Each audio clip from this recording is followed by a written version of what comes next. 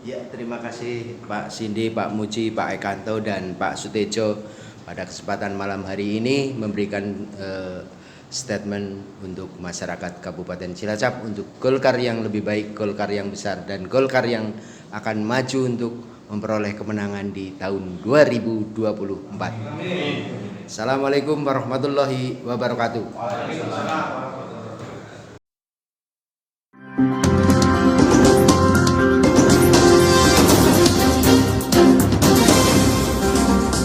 Audio Jungle. Golkar Indonesia, Indonesia Golkar, Golkar menang, menang, menang. Ya, malam ini kami memenuhi undangan Zoom meeting dari DPD Partai Golkar Provinsi Jawa Tengah. Acara pada malam hari ini adalah mendengarkan penjelasan, arahan dan instruksi terkait yang pertama Badan Saksi Nasional. Jadi perekrutan saksi sampai tingkat TPS mulai diprogramkan oleh Partai Golkar di seluruh kabupaten kota se-Jawa Tengah.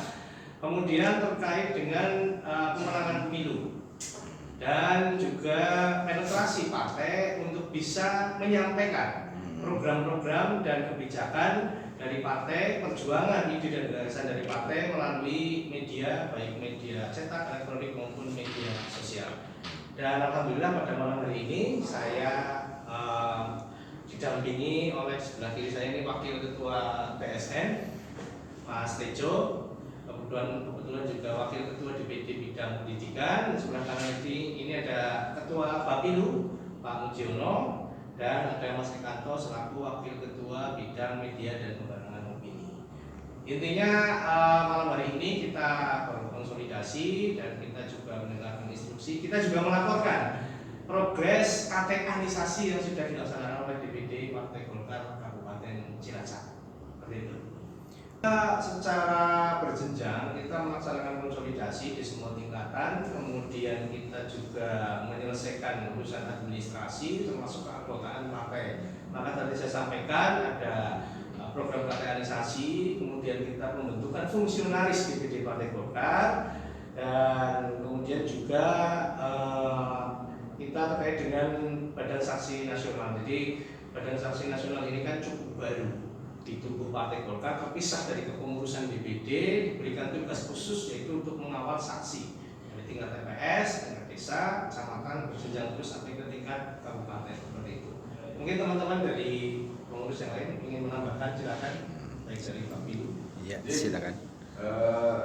Saya selaku yang ditugasi oleh DPD Partai Golkar Kabupaten Cilacap mendapatkan tugas badan pemenangan pemilu, di mana DPP Partai Golkar dalam hal ini persiapan di pemilu di tahun 2024 sesuai dengan hasil munas membentuk dua badan. Satu Badan Saksi Nasional, kemudian Badan Pemenangan Pemilu. Dua badan ini diharapkan sinergi dengan struktur organisasi Partai Golkar dalam hal ini DPD Partai Golkar, terutama dalam persiapan memenangkan Partai Golkar dalam pemilu 2024, baik pilihan legislatif maupun pilihan eksekutif maupun pilihan presiden. Kami dengan teman-teman Badan Pemenangan Pemilu, Badan Saksi Nasional ini mendorong bersama-sama DPD, terutama dalam mempersiapkan kader-kader yang akan ditugasi dalam rangka memenangkan Partai Golkar, baik dalam momen DPRD Kabupaten, Provinsi, DPR RI, dan Pilkada di tahun 2024 termasuk memberikan masukan terkait dengan persiapan Pilpres. Jadi sinergi antara dua badan dengan DPD Partai Golkar. Terima kasih. Jadi kita melakukan penjajakan ini dari internal partai dan eksternal. Kami mengamati, memotret, kemudian menganalisa tokoh internal maupun eksternal yang mempunyai kapasitas untuk ditampilkan oleh partai kepada masyarakat. Secara terbuka nanti pada kesempatan berikutnya pasti kita akan mengumumkan kepada publik. Tapi Tapi saat ini kita membentuk satu yang saya sampaikan tadi, fungsionaris salah satunya itu juga nanti bisa diambil dari fungsionaris ini menjadi bakal caleg. Kemudian Pak Sindi, kemarin juga di wilayah Kabupaten Banyumas itu kan ada deklarasi untuk Bapak Airlangga Hartarto dari kelompok petani ya. Nah, tentunya ini apakah di Kabupaten Cilacap juga mungkin isu itu akan terus diopinikan sehingga Pak Airlangga Hartarto akan terus diusung oleh Partai Golkar Cilacap dalam menuju Pilpres 2024 ini, gimana Pak Sindi? Ya, tentu saja. Jadi Pak Airlangga selaku ketua umum kita, leader kita yang ada di pusat, beliau kami anggap seorang teknokrat, memiliki kapasitas, kemampuan untuk bisa ditampilkan kepada masyarakat sebagai salah satu calon presiden dari Partai Golkar. Untuk pembentukan relawan memang terpisah dari struktur partai, tapi koordinasi ada. Dan untuk Kabupaten Cilacap sudah ada pertemuan sekali di wilayah Kecamatan Kroya, itu tim dari PETA. Terus kemudian yang kesempatan mendatang itu nanti Airpres, Airlangga Presiden. Itu nanti bentukannya sekarang sudah dibentuk di tingkat provinsi, kemudian nanti turun ke kabupaten kota. Ya, dua tim itu nanti akan bersinergi dengan DPD Partai Golkar. Dan personil yang ditempatkan di dua tim relawan ini sebagian besar itu memang di luar struktur Partai Golkar. Itu. Oke, terima kasih Pak Sidi. Artinya bahwa Golkar ini dari segi leading sektor simpatisan sudah bergerak dulu begitu ya Pak ya? Ya, kita memang sudah berusaha testing the water, sudah istilahnya tes permukaan air atau cek ombak istilahnya.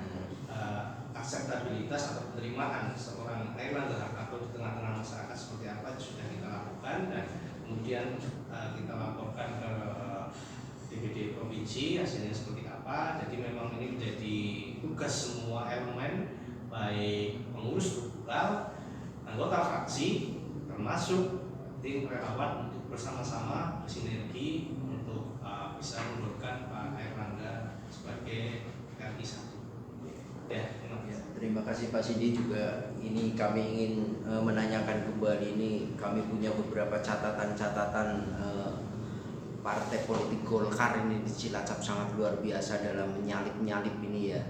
Ketika pilkada tempo 5 tahun yang lalu, 10 tahun yang lalu, ketika Golkar belum mempunyai bupati, bisa leading nyalip sana sini, akhirnya bisa mempunyai bupati dari Partai Golkar. Nah, kesempatan ini ke depan di 2024 tentunya salipan Golkar ini akan seperti apa ini? Apakah Golkar ini sudah mempersiapkan kadernya yang sangat luar biasa untuk bisa menembak menitis 2024 untuk bisa gol di pemilu pilkada maupun pemilu legislatif nih Pak Sindi? Ya, jadi perlu saya sampaikan bahwa Partai Golkar ini memang insya Allah kami akan berusaha sekuat tenaga untuk bisa meneruskan tradisi dua pemilu kada yang lalu. Di 2024 juga target kita akan ingin memenangkan pilkada tersebut, karena memang untuk kesinambungan program, ide dan gagasan dari Partai Golkar ya kita harus usung kader Partai Golkar.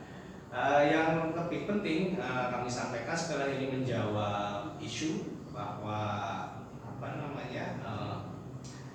kepemimpinan perempuan atau laki-laki, which is better, mana yang lebih baik. Menurut saya yang lebih penting adalah kapabilitas, kemampuan, kualitas seseorang, baik laki-laki atau perempuan, semuanya kan diberikan kesempatan yang sama, kecuali pemimpin sholat memang tidak boleh seperti itu. Tapi kalau untuk pilkada, presiden, gubernur, bupati, wali kota itu boleh, dan kita tidak berpolemik siapa harus laki-laki atau harus perempuan. Yang jelas kemampuan, kualitas itu yang dikedepankan, dan Partai Golkar punya banyak stok untuk itu, insya Allah. Dan tidak mungkin juga kita nanti akan gandeng kekuatan-kekuatan eksternal, kekuatan lintas partai yang akan bersama-sama, yang satu ide dengan kita, satu visi dengan kita, bisa kita ajak bersama seperti itu.